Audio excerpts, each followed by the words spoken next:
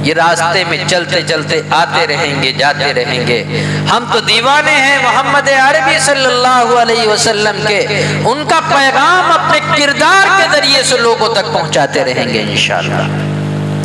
जो लोग हमें समझ नहीं पा रहे हैं या हमें गलत निगाहों से देख रहे हैं, वो बेचारे समझ से परे हैं। कोशिश करो, उनके लिए दुआएं करो कि अल्लाह उन्हें अक्ल अता फरमाए, उन्हें अक्ल सलीम अता करे, उन्हें समझ अता फरमाए, मोहम्मद अरबी की तालीमात को समझने वाला बनाए। और अल्लाह हमारे अंदर वो किरदार अता करे कि हमें देख करके लोग ये समझें, अच्छा ये हैं मोहम्मद के चाहने वाले। अब इसकी रोशनी में मैं बहुत जल्दी से नीचे की तरफ आपकी खिदमत में हाजिर हो रहा, लेकिन इन बातों को अपने ध्यान में रखिएगा।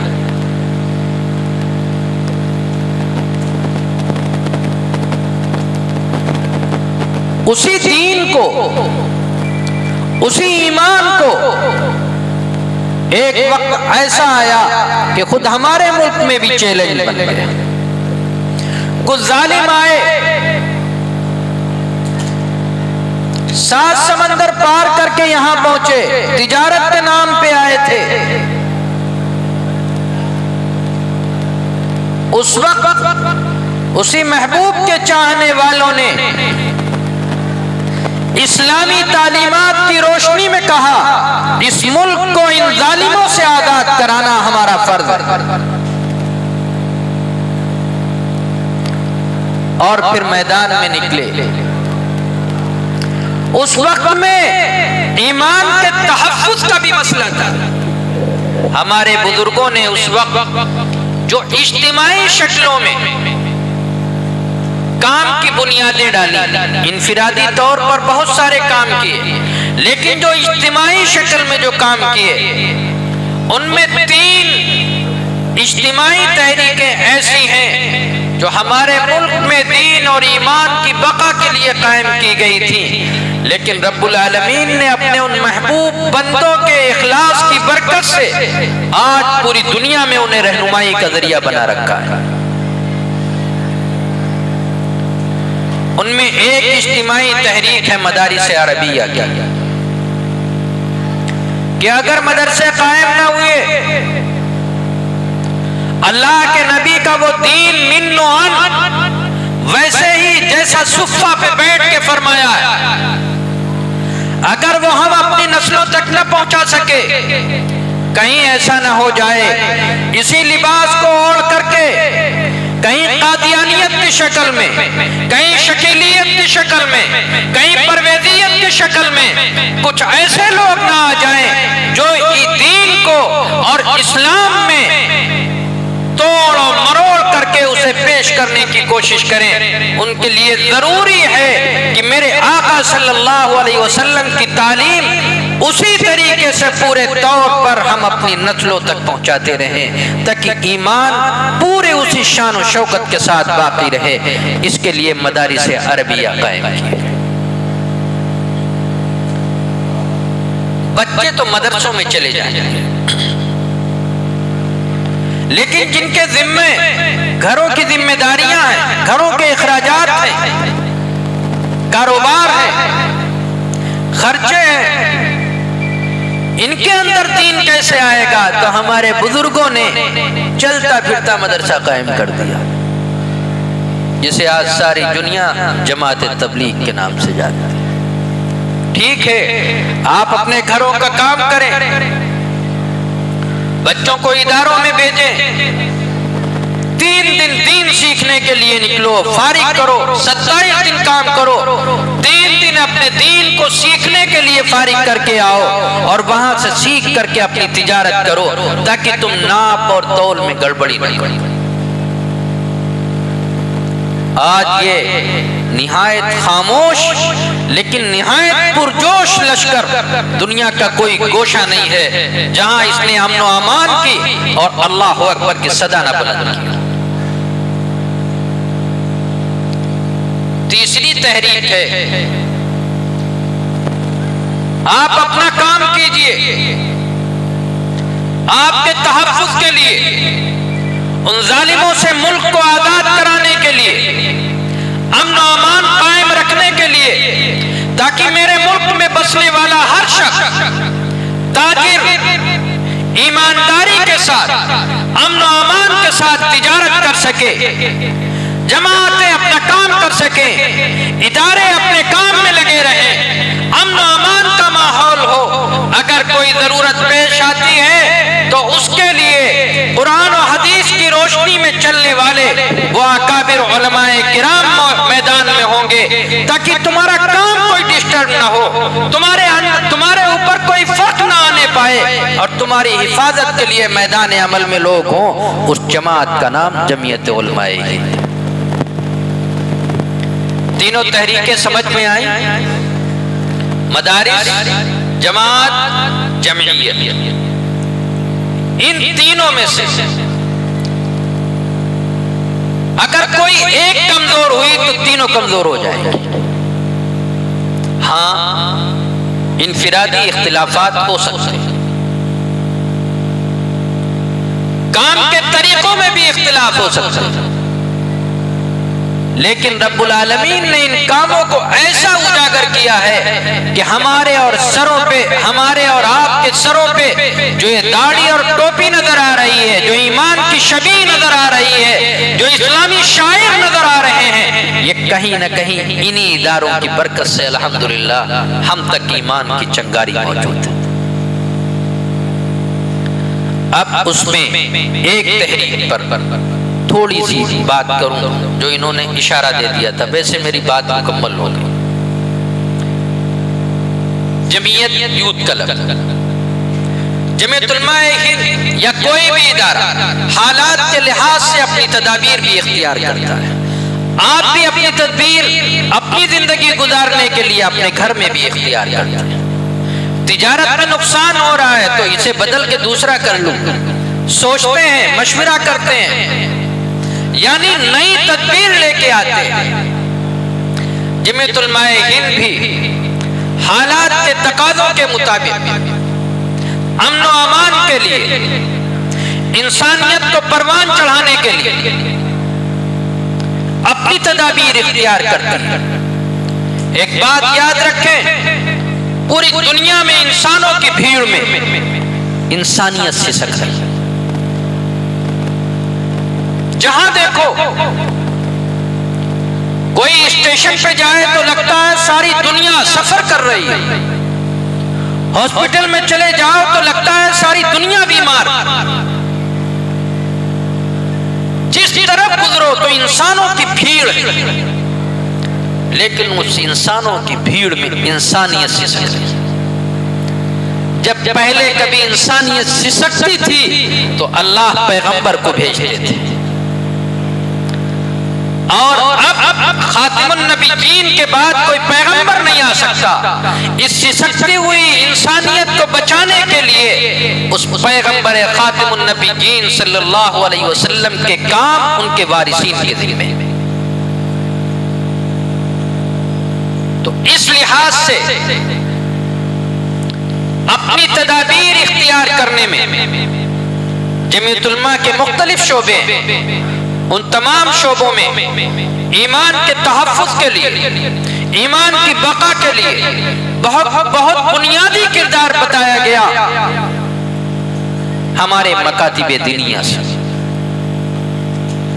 अगर दीनी मकातिब ना हुए, अगर हमारे अकायद दुरुस्त ना हुए, तो ये मेरा साथी, ये मेरा बच्चा किसी भी जगह पर ऐसा मशकूक होता है, दूसरी चीजों का शक तो दूर, अब तो रिसालत को भी मशकूक करने की कोशिश की जाती है, वहदानियत को भी मशकूक करने की कोशिश की जाती है।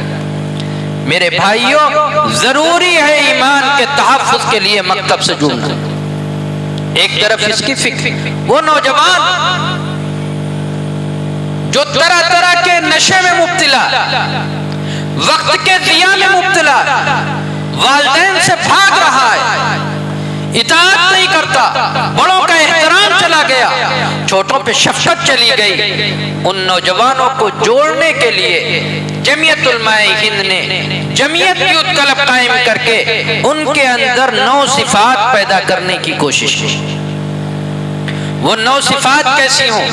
वो 9 सिफात ऐसी होंगी कि अगर वो सिफत किसी इंसान के अंदर मौजूद है, वो अच्छा इंसान कहलाया जाता है, अच्छा शहरी कहलाया जाता है। वो 9 सिफत क्या है? उसके अंदर हमदर्दी पैदा करने की कोशिश की जाती है, उसके अंदर वफादारी पैदा करने की कोशिश की जाती है, उसके अंदर किफायत शियारी पैदा करने की कोशिश की जाती है, फजूल खर्ची ना आने पाए। उसके अंदर हौसला मंदी पैदा करने की कोशिश की जाती है, उसके अंदर कौमी असासों का तहफ्फुज़, ये सिफत पैदा करने की कोशिश की जाती है। बड़ों का एहतराम, छोटों पे शफकत करने वाला बनाया जाता है। उसे बिलखुसूस उसके अंदर अपने किरदार से और अपने कौल और फेल में सच्चाई की को तरवीज देने की कोशिश की जाती है कि ये जो कहे उस पर अमल करे, जो बोले तो सच बोले। इस तरीके की 9 सिफत हैं जो खास तौर से उस बच्चे के अंदर पैदा करने की कोशिश की जाती है। और ये चीजें जब पैदा होती हैं तो इसके जरिए से उस नौजवान को खादिमे मिल्लत बनाने की कोशिश की जाती है। जो इंसान जिसके अंदर खिदमत का जज्बा है वो बेहतरीन इंसान कहलाया जाएगा। कोई शख्स वली हो नहीं सकता जब तक कि उसके अंदर, उसके सीने में धड़कते हुए दिल के अंदर खिदमत का जज्बा न पैदा हो जाए। तो खादिम बनाने के लिए एक जगह फरमाया भी गया ना, सैयदुल कौमी खादिमुहुम, कौम का सरदार तो वो होता है जिसके अंदर खिदमत का जज्बा हो। जो खादिम होता है वो कौम का सरदार बन जाता है। आज हम अपने आप में अपनी तारीफ के ख्वाह हैं, दूसरों के चक्कर में कि ये मुझे बड़ा माने। ए भाई, मेरे नबी ने कहा तुम बड़े को बड़ा मानो, तुम्हारी इज्जत की जाएगी। कोई दुनिया में ऐसा नहीं है जो खिदमत के बगैर मखदूम बन गया। मखदूम बनने के लिए जरूरी है कि वो खादिम बने। अब जब खादिम बनाना है जमीयत उलमा को, तो सबसे पहले कोशिश की जाती है कि ये बच्चा अपनी सेहत के लिहाज से मजबूत हो। उसके लिए वर्जिशें, और दूसरी चीज इसके सेहत का ख्याल रखते हुए जहनी तौर पर उसकी तरबियत की जाती है। वो जहनी तौर पर तरबियत क्या है? वो वही 9 सिफात उसके अंदर खेल खेल में पैदा करने की कोशिश की जाती है। खेल खेल में इसलिए कि दिमाग पूरा कब हाजिर होता है? खेल में हाजिर होता है। या कहीं लड़ाई हो रही हो उसमें हाजिर होता है। जरा अपना जायजा ले, नमाज में हाजिर होता है। इमाम साहब कहते हैं अल्लाहु अकबर। अब हमें तो पता है ना, ट्रेन का इंजन जहां जाएगा डिब्बे तो खुद ब खुद पहुंच जाएंगे। तो जब इमाम साहब अपनी किरत कर रहे होते हैं तो हम लोग अपनी खेती बाड़ी का हिसाब लगा रहे होते हैं।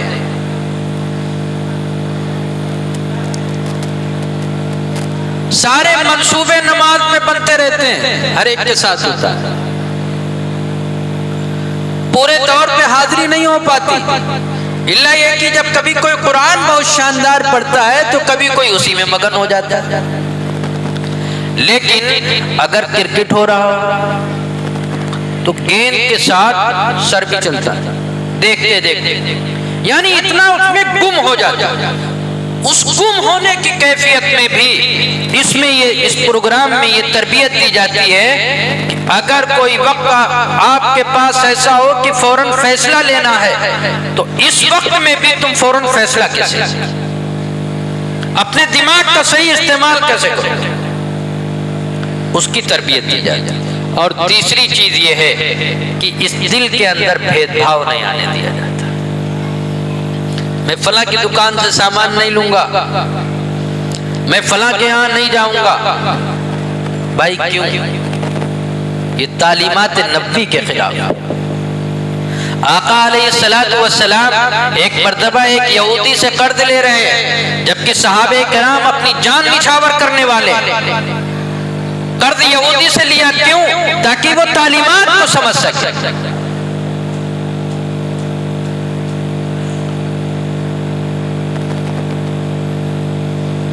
तो यहां पर इन चीजों पर खास तौर से जमीयतुल उलमा हिंद अपने दीगर तमाम शोबों के साथ इस पर भी उसकी तवज्जो निहायत मरकूज है। अब हमारे मखदूम हैत मौलाना अब्दुल कवी साहब दामत बरकातुहुम तशरीफ ला चुके हैं। मैं एक वाक़या सुना के अपनी बात को खत्म कर दूंगा। शायद गुफ्तगू को अगर आप याद रखेंगे तो इंशाअल्लाह कहीं न कहीं ये मुफीद साबित होगी। सबसे पहले अपने मकसद हयात को समझ लें कि हम यहाँ आए क्यों हैं और करना क्या है।